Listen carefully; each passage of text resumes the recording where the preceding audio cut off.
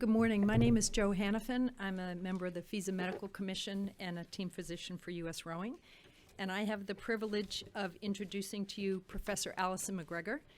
I first met Alison at the first IOC Sports Injury Prevention Conference in Finland, which was a few years ago, when we had a seminar on injury prevention in rowing. And I think she's done a remarkable job and has had a remarkable career, starting as a physiotherapist, getting a PhD in engineering, and she really brings together the best of what you do for athletes from the medical side as well as the analysis from the engineering side. So, Professor McGregor.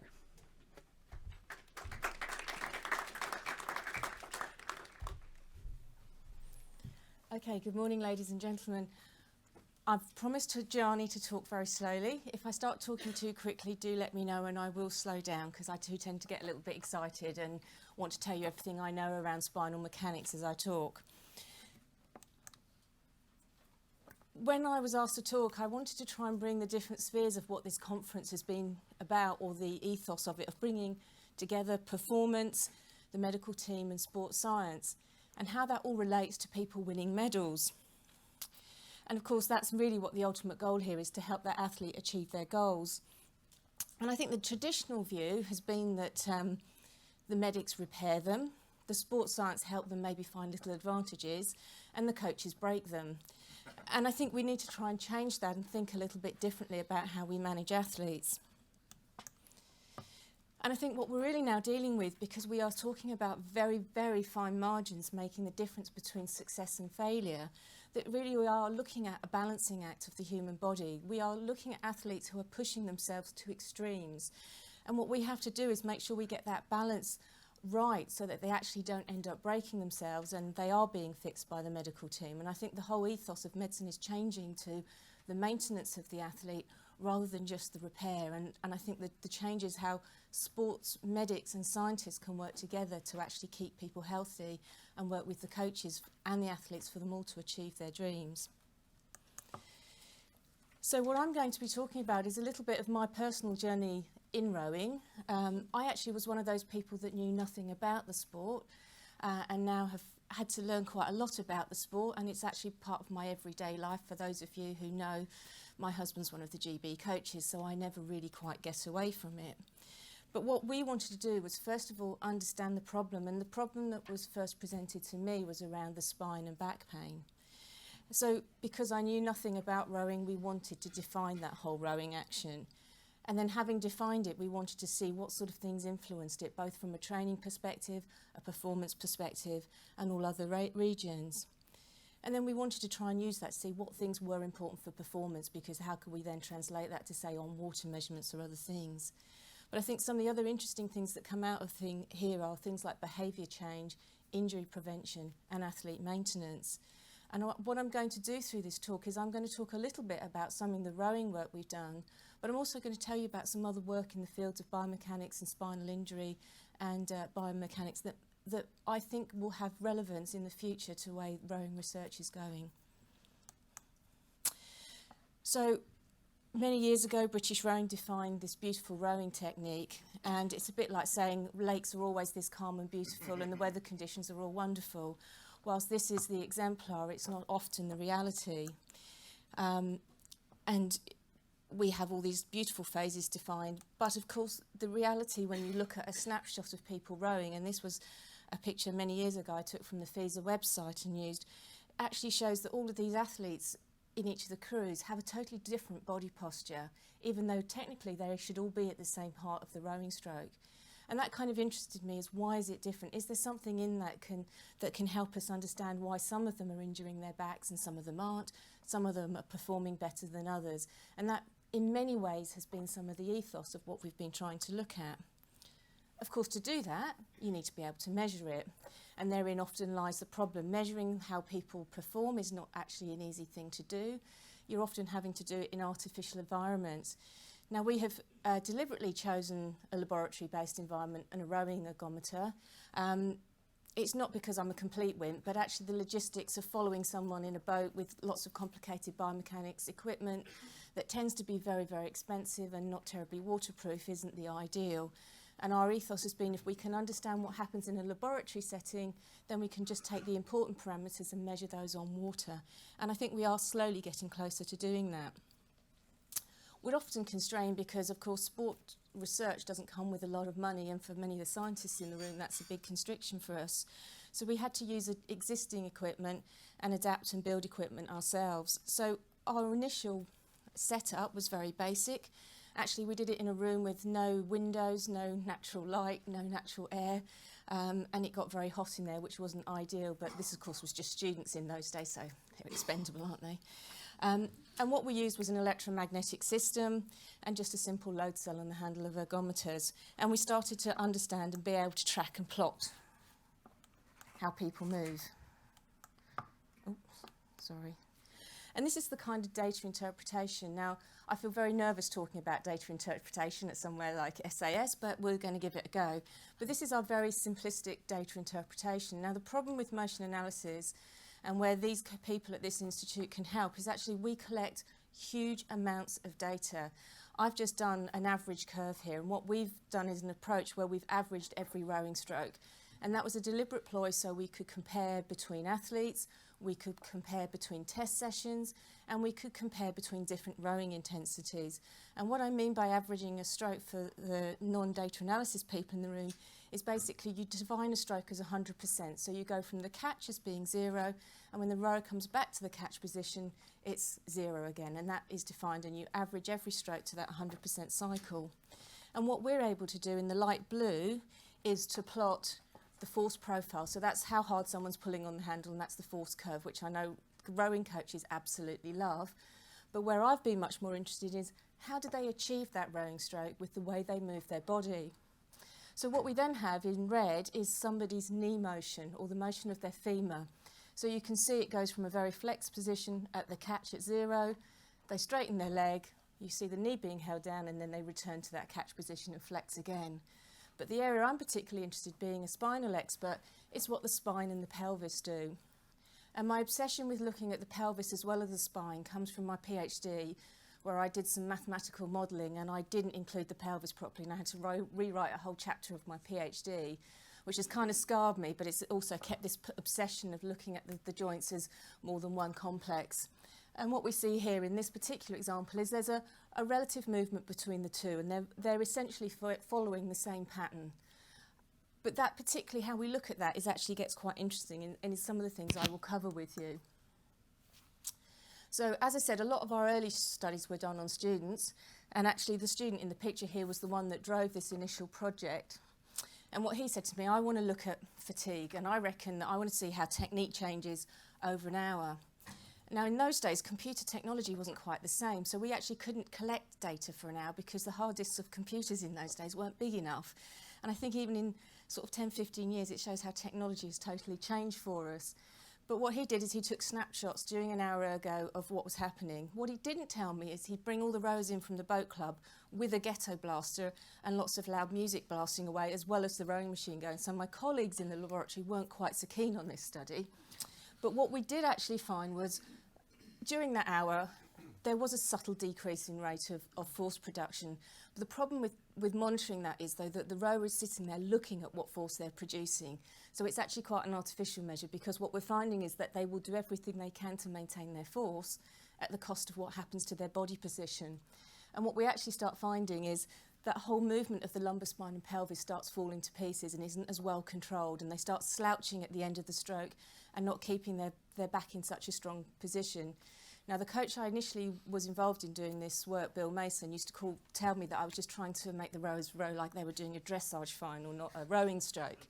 But actually, I think there is some importance in how you actually hold your body and move your body, and how you actually prevent damaging your body. What the interesting thing we found, though, is if you made the athlete take a short break halfway through that rowing piece, they could actually reset and recorrect their technique, and it wasn't as bad. So this was quite important. Of course, then you get the next student in who thinks they're a slightly higher level rower than the last lot, and if we'd used a better set of elite rowers, that we wouldn't have had this finding. And to be fair, he was right enough. Plus, we had the technology change where we could constantly collect data. And what his work on under 23 showed was something similar, but what was more important is it showed that at this higher level they could maintain, they had learnt a better technique or they'd learnt a different behaviour or movement pattern, and they actually could control their posture. But what it did show that it took them about 10 minutes for them to settle into a rowing technique and a consistent position. So if you're going to do any performance testing or expect something, make sure there's a warm-up included, because that 10 minutes can be quite vital.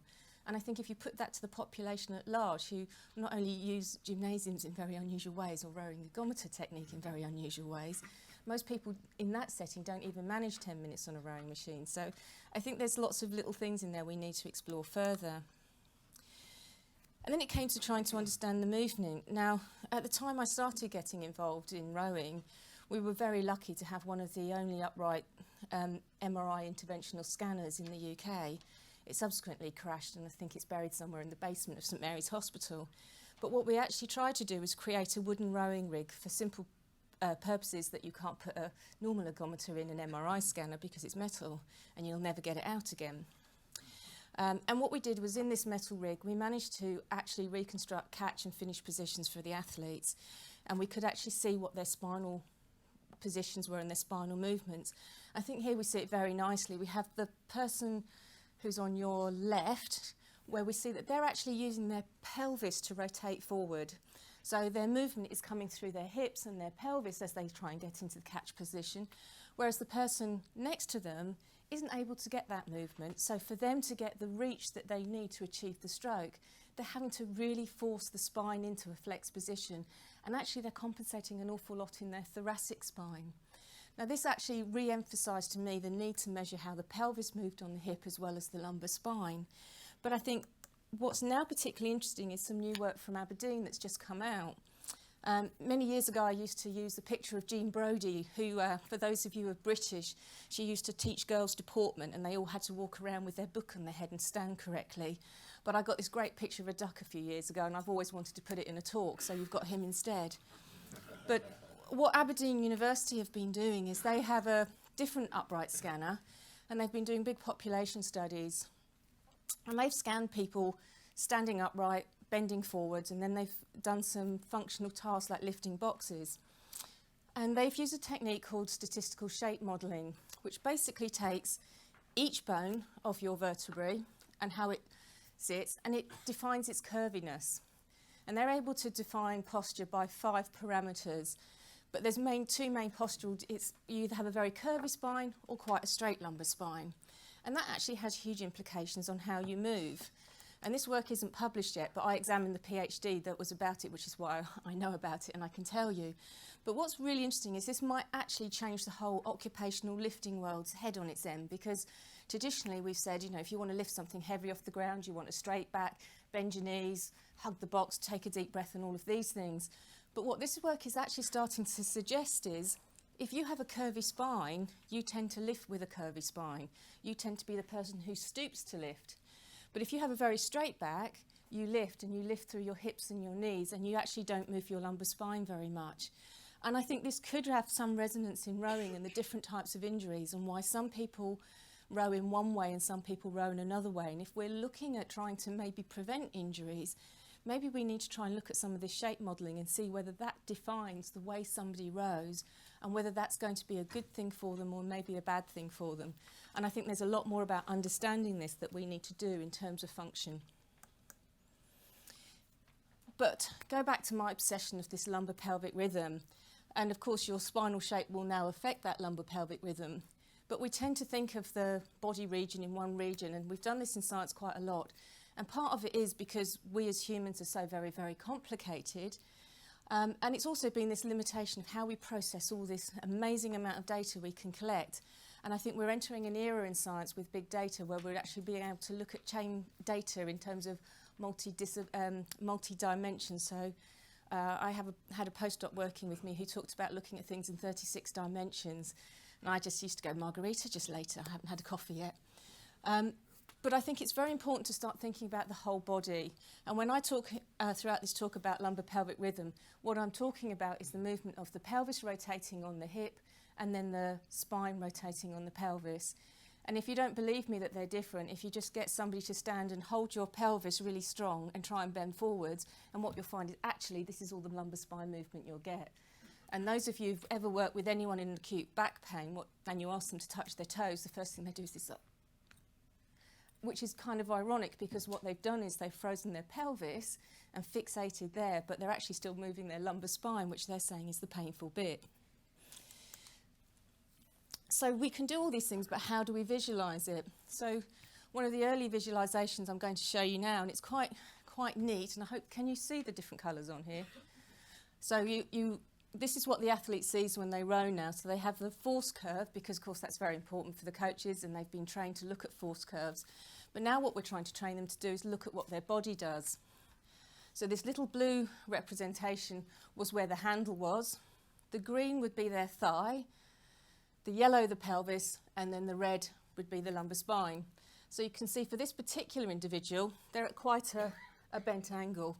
So that's their hip joint, and that's the top of their pelvis and the base of their lumbar spine. So you can imagine if someone is repeating that cycle thousands and thousands of times up and down a rowing machine, generating large loads, they're going to be doing some damage to their spine, or excessively wearing out their spine in a different way. And we actually see that that position is held all the way through the stroke. So it's not as dramatic when the person gets to the finish, but you can see, although this is a very subtle bum shove technique, it's not like you would expect to see in a novice, it's still there, but in a very subtle way. And if they don't control that position at the finish, they're certainly not going to be in the right position at the catch. And you might say this isn't achievable, but this is another athlete that we did from our databases, where you can see in this particular person, the pelvis and the lumbar spine are moving in parallel. So they're keeping the spine in a very, very strong position. And you see exactly the same thing at the finish. So this athlete sets himself up well at the finish and brings himself into the catch in a strong, controlled position, protecting the spine and using it to its advantages. Those curves were actually both from elite athletes. So these were people who were at the top of their game at the time we measured them. At Imperial College, we have two boat clubs. We have a medics boat club, who are seen as the don't take it seriously, don't train hard, and currently have been in the Daily Mail for drinking too much. And then we have the main university boat club, who are very, very serious, and it's all about winning at Henley. So we got the novices in because one of the students rowed for them, and they came and used this technique. And what we found here was this absolutely reinforced this change in this lumbar pelvic movement. They really couldn't get a good strong rock over with the pelvis and the lumbar spine rotating in synchrony, and they really were slumping, and that affected what they did with their legs. It affected the power they produced and everything. So it showed it could be a really useful tool for tracking performance and for differentiating between good and bad. We formed a really interesting collaboration with a statistician in Limerick, and this was over 10 years ago, and this was the start of this data revolution. And he used a technique called principal component analysis, which is a very powerful statistical technique, and it starts looking at the multidimensionality of the data that we had, whereas to date we'd only been looking at the data in the sagittal plane or flexion extension movements. And what he was able to do with his components is actually say he could differentiate between those rowers in our data sets who'd had a back injury and those who'd never had a back injury. Yes, there were a few that didn't hurt their backs. The problem was, when he gave us the components to look at, we actually couldn't find something clinically meaningful. I think that is now changing with some of the new data analysis techniques, and at some point I would like to re-examine it with some of the now regression models and random forest plots that we're able to do with this type of data. So that could be its medical use, you could argue.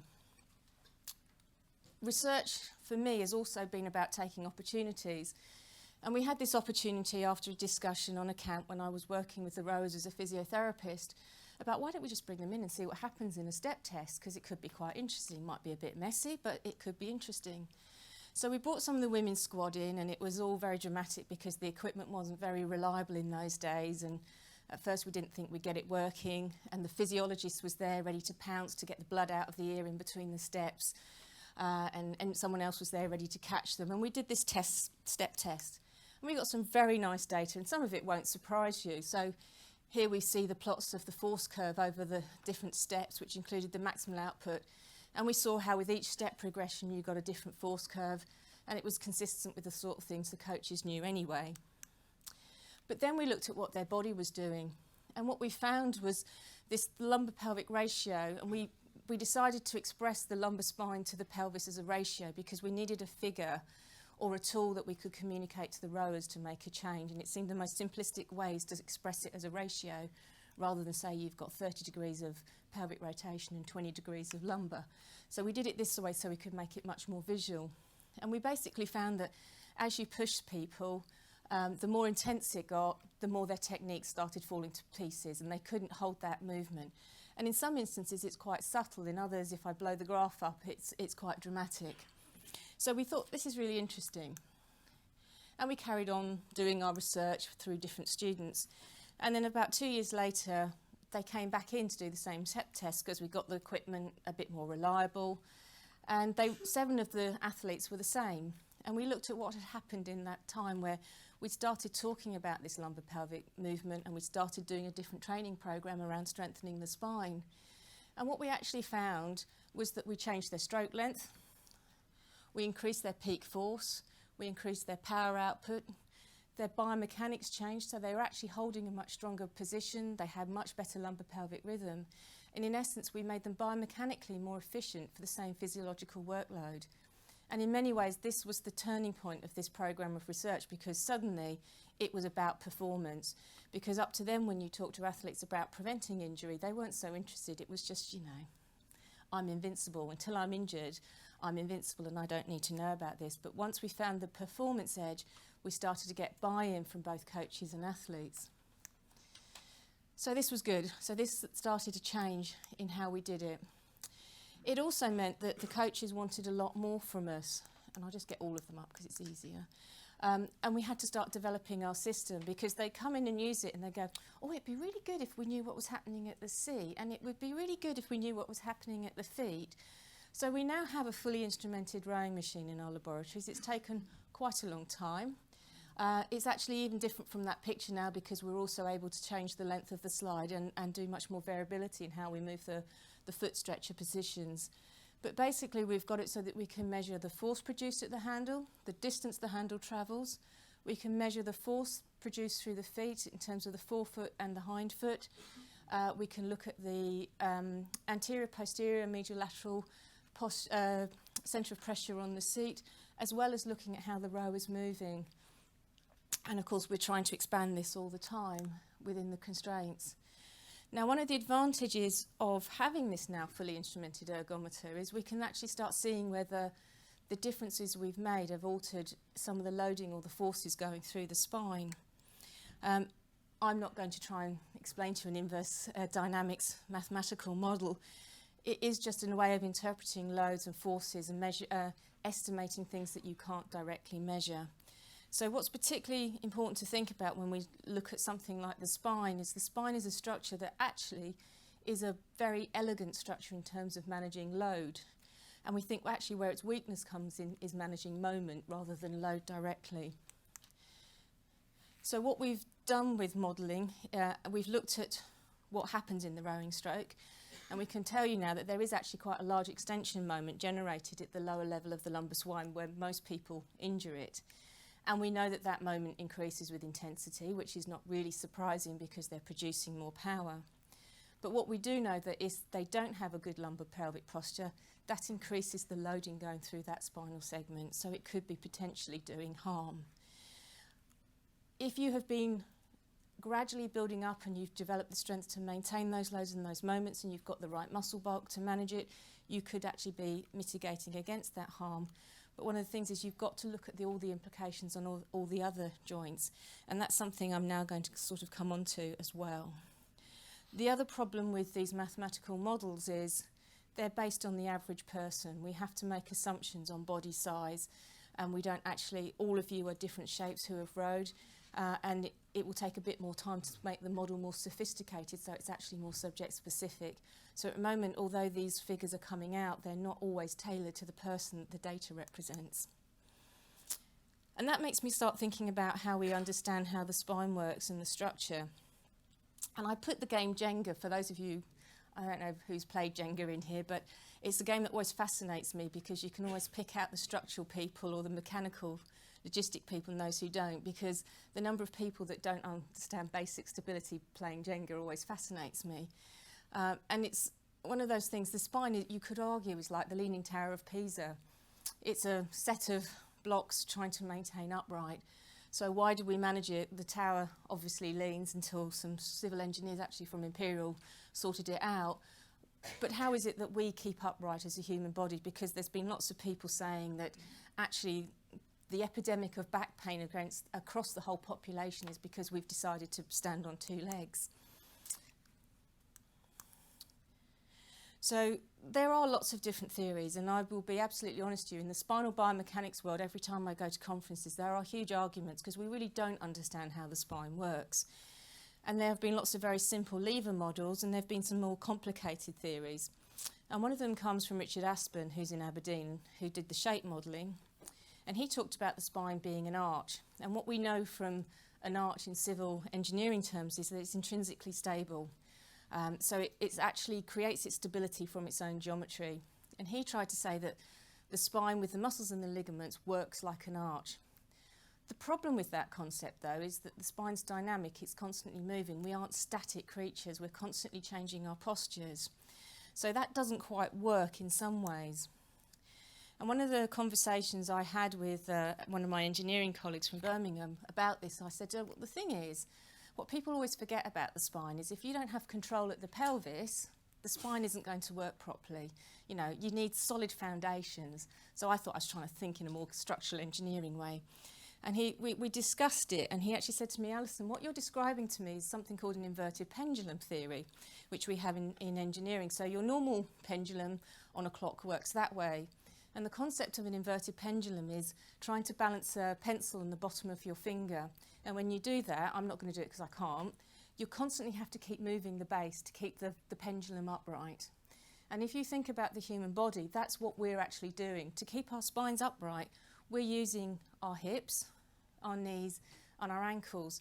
So actually the human body is a series of inverted pendulums to keep the spine upright, which means there's lots of different ways it can move to achieve that.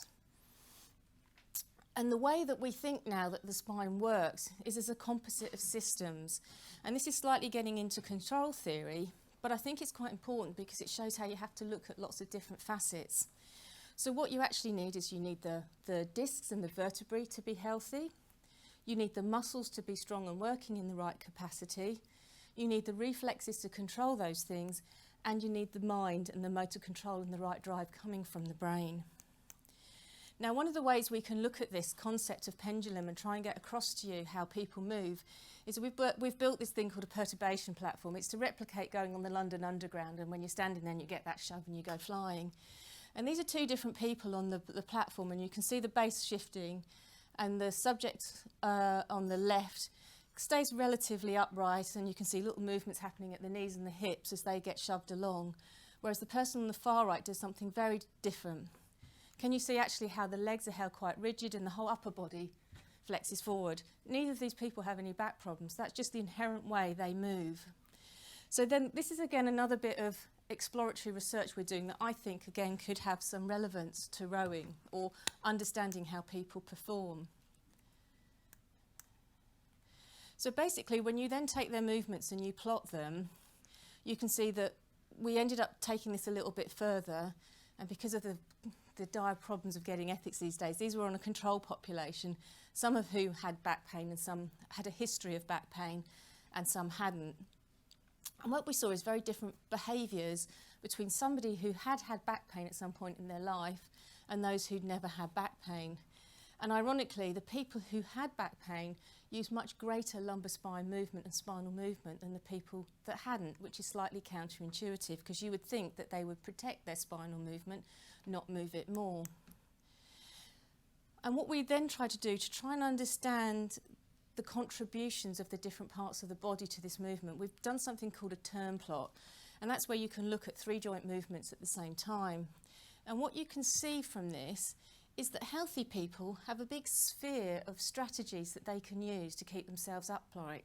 So they can draw on lots of resources to keep the body upright, and they have lots of ways to compensate. The people who've had an injury don't have that. their actual pool of resources to achieve something becomes much more limited. So because of their injury, they've got into some form of a compensation or adaptation pattern. And I think sometimes when we start treating injuries, we treat them for the then and now, and we don't think about the pattern of injury that may have happened in the past. So it could actually have had nothing to do with their back. It could just be that that person broke their ankle and doesn't have normal ankle mobility, but actually it's affecting their strategies to balance and function and affecting how they use their spine.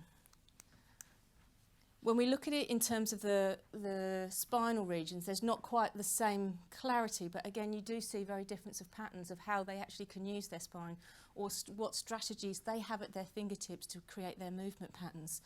So when we're asking people to change the way they move or think about being coached a different way or overcome an injury, I think we have to think about the whole body and not just the region that's been damaged. And this goes back to this whole theory of functioning being a composite of all these different systems working healthily.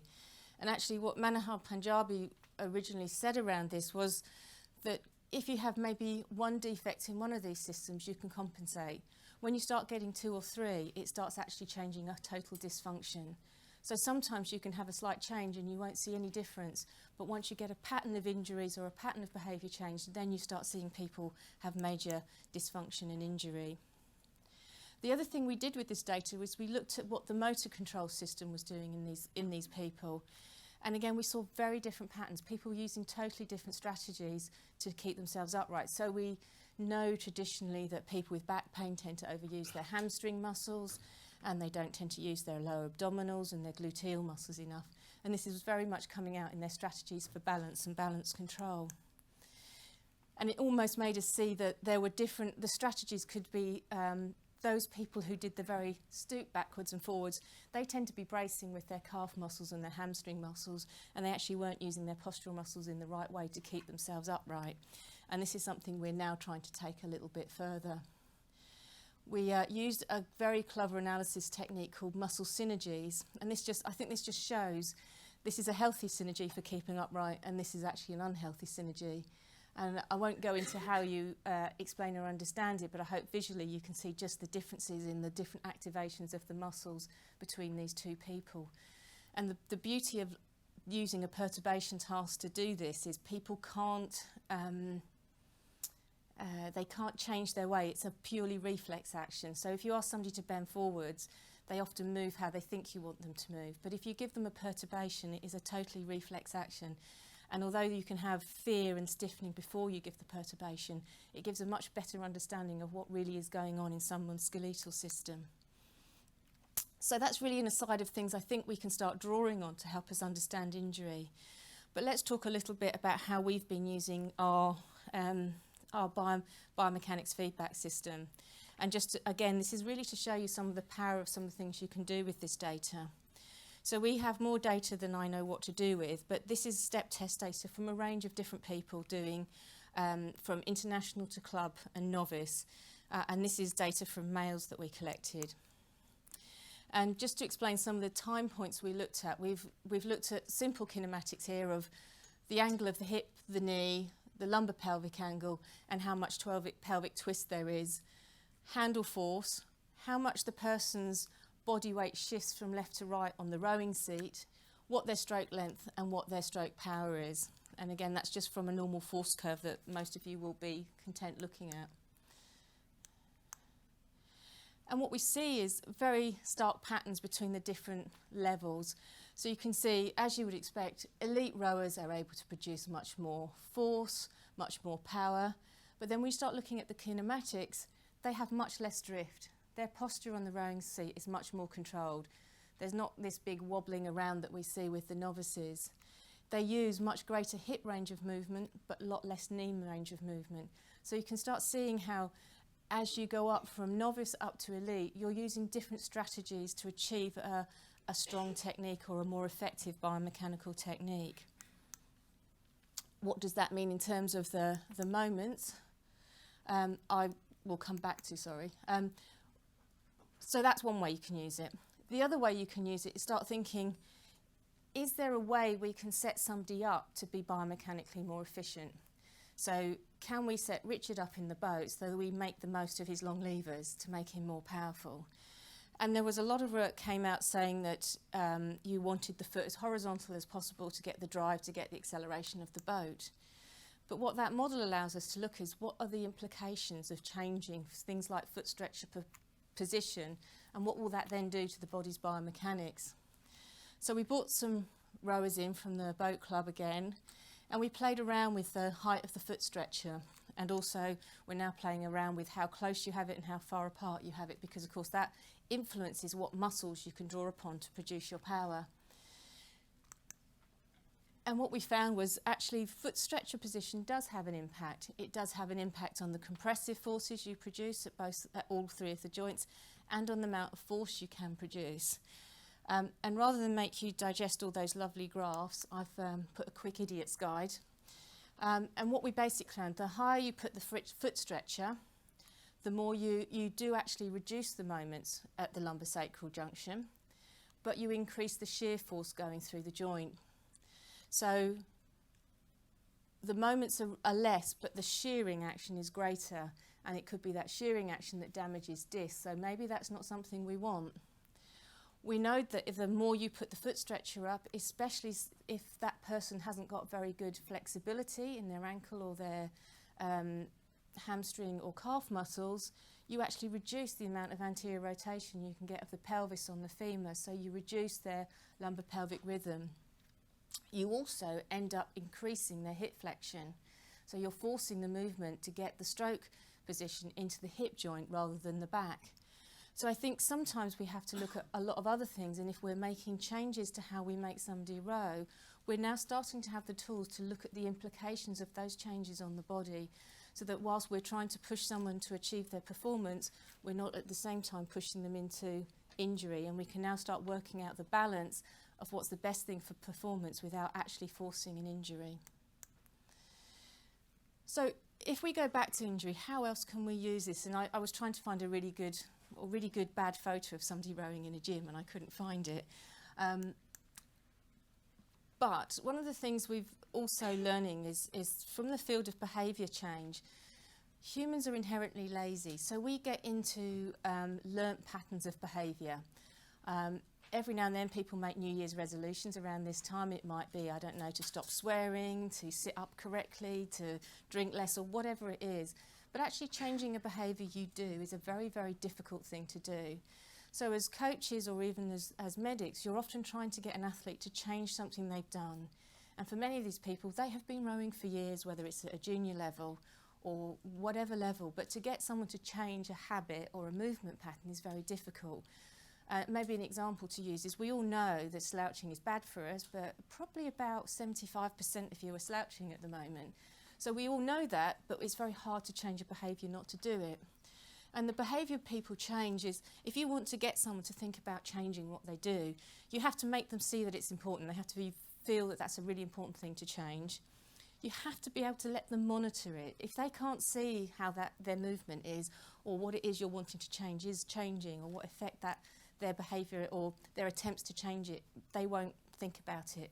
You have to be able to set them goals, and you have to give them feedback. If you can give them all of those, you're more likely to get somebody to change. And I think this is one of the things this system does. So we have all the different feedbacks, and then it's how can we use it. I don't know if this video, no, I don't think I embedded the video properly, but in this we have Catherine rowing. This is a very old video because it's before the wall came down in my lab. But you can see her rowing, and she gets the real-time biofeedback of how her back and her legs are moving. And one of the powerful things about this, and if I'd got the video working, is you see her coach come in like Mr. Evil, and he's pointing to things on the screen to get her to change. And it's an instant feedback. Catherine's a very visual person, so this kind of real-time biofeedback for her is a really powerful tool.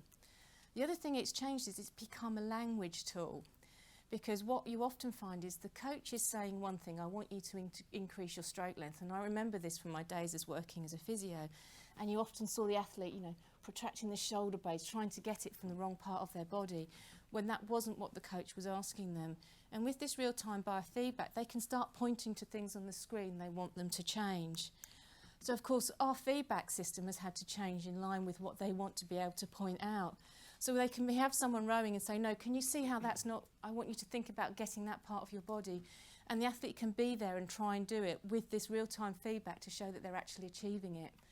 They can come in 3-4 times a year and see how that movement is changing. So if you start thinking about this whole behaviour change, you're starting to get a powerful biofeedback tool. They now have the pleasure of a bouncing ball to tell them what their centre of pressure is doing, so they can see if they're twisting on the seat. They still get their force curve, and they also can see how much they're driving through their foot plates. All of it in real time. We can snap between screenshots to give them a detailed thing. So we're starting to get the tools, and this real-time biofeedback is a very powerful tool for both the clinicians, the coaches and the scientists, because you can all start using the same language and referring it to this real visual thing that everyone can understand. One of the other powers of it is if you're doing sequential movements, you can start understanding what happens over time. I've just got a couple of examples of 2 people who've been coming in the lab clearly for far too long, because that's 2007 to 2012. So this is just something simple about what their lumbar pelvic rhythm was at the catch. So what that ratio was at the catch and at maximum handle force, and how it changed over a time period. So you can see consistent, wasn't so good, consistent, dramatic change here. I won't give you any prizes for working out when the injury occurred. So if we start seeing, maybe if this had been a more subtle injury, I think the injury happened around here, but this should have been a warning light that something had changed in this athlete, and maybe that there wasn't actually something wrong, but there was something brewing and we needed to take them out. This one's a little bit more subtle because it was quite good, and you can see there's a gradual getting worse, goes horribly pear-shaped. Again, although this might not be statistically significant, I think there's something medically significant in looking at these patterns of change. And if we can start believing in the data rather than expecting it to be black and white, it might be just pulling them back and changing their training program, pulling them back or making them think about how they move before they get an injury. And again, it comes back to how we can use this as a balancing act to make sure we keep people healthy. So I will stop talking soon, I promise, and you can hopefully get some questions in. But I guess my messages are, start thinking of the body as a whole. I tend to talk about back pain, but I think this relates to any injury, thinking about how the whole body works, because one thing can be very much masked with an injury that's not relevant. We need to be able to monitor change, and I think we need to think of the implications of small changes we make, because whilst it might just seem like a small centimetre at the foot, the implications further down the body chain can be quite dramatic. We have to think about the fact that the human body compensates, and it's got a huge capacity to compensate, but sometimes we need to pull those compensations apart if we want to give people the ability they need to balance and control their body in an extreme environment. So I think these are some of the summaries of where I think we've got to over the years. We have made people more biomechanically efficient in rowing. We've managed to focus coaching technique around some of these biomechanical principles. We've given them a very powerful biofeedback tool, which I think we can now start using to effectively change behaviour in some people. We are now also looking at the potential to be able to tailor up setup of an athlete on a boat or a rowing machine, so we keep them performing at their best without pushing them into an injury zone. And I think we need to start understanding each person's anatomy and like looking at posture in a totally different way in the way people move from how they are genetically set up. We look at people's physiology in that way, but we haven't looked at people's biomechanics that way. And then we can start looking at all of these in terms of their implications for injury and performance. So I think there's still an awful lot we've come a long way, but there's still an awful lot to do. And I really have to thank, there's been a lot of people involved in this work, an awful lot of undergraduate, BSc students, PhD students who produce all of this data and their ongoing studies. I hope some of that's been useful, and if there is time, I'm very happy to try and answer questions, if not now, over coffee. So thank you.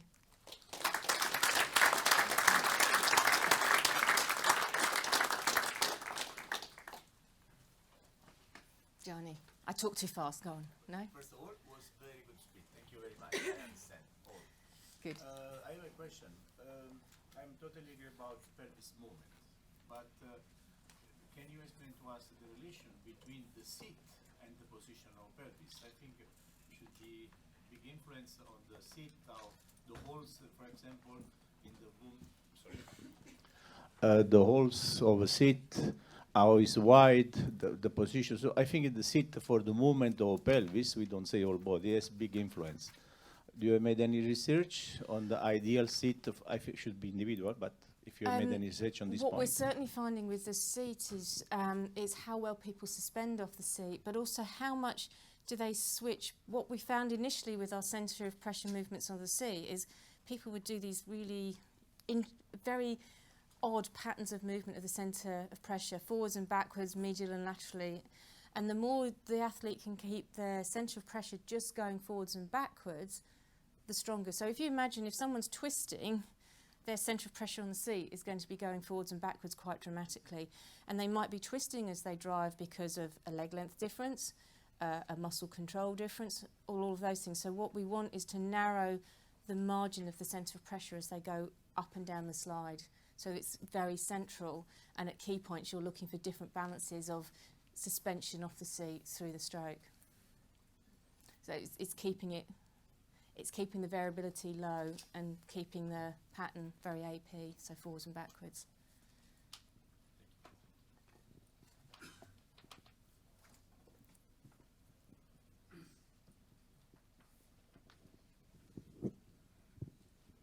Yeah, Alison, thank you very much. I'm Matt Stallard, and I first talked to the FISA coaches about back pain, I think it was 30 years ago. And in those days, all I knew was what I got off plain x-rays, and of course I had no movement at all. And I thought that a lot of the problems in rowing were caused by rotation. And if you have trouble, if you're sitting in a flex position and you're fully rotated, when the boat rocks, you can't move, and therefore you damage your back. And that was my thought. I wonder if you've done any work on rotation. We've looked at the out of planes, and on an ergo, there isn't so much rotation and lateral flexion, and that's not something that's had impact on the performance parameters or the injury parameters when we've done complex modelling of it. Now there are sweep ergos. We may need to look at those. But I think it gets really more complicated and interesting when we've looked at things like motor control and sweep rowing and body symmetry. There's some very interesting things go on because naturally we are asymmetric from the brain. So because if you're right-handed, you tend to have much stronger muscles and much stronger drive from the brain to the muscles on the left side of your body. So the rationale for that is if you're always carrying a bag, your computer bag in your right hand, this side of the body has to compensate to keep you upright. We know that then if you row on that side, you exaggerate those pathways. The problem is to actually look at it really scientifically, there's not enough left-handers who row both sides to really explore the effect of sweep rowing. I suspect it's not as dramatic as we think it is, the rotational component. And I think how different rowers achieve it is probably more what's the important question. But it's starting to push some of the movement analysis systems because you'd really have to do it on water. The errors outweigh the accuracy, so we don't have the answers to that yet, is the bottom line. It's still the challenge of it, for looking at sweep effectively. I think it has to be on water, and then there's all these other things you have to control for. Interestingly, we thought some of the motion patterns that Gianni was talking about for the seat might be explained by whether you were a bow or stroke side rower, and they weren't. So, because although a rowing machine is a symmetrical activity, you still got that behaviour pattern of what you do with the rest of your body, but that didn't actually explain some of the movement tracking on the ergometer seat.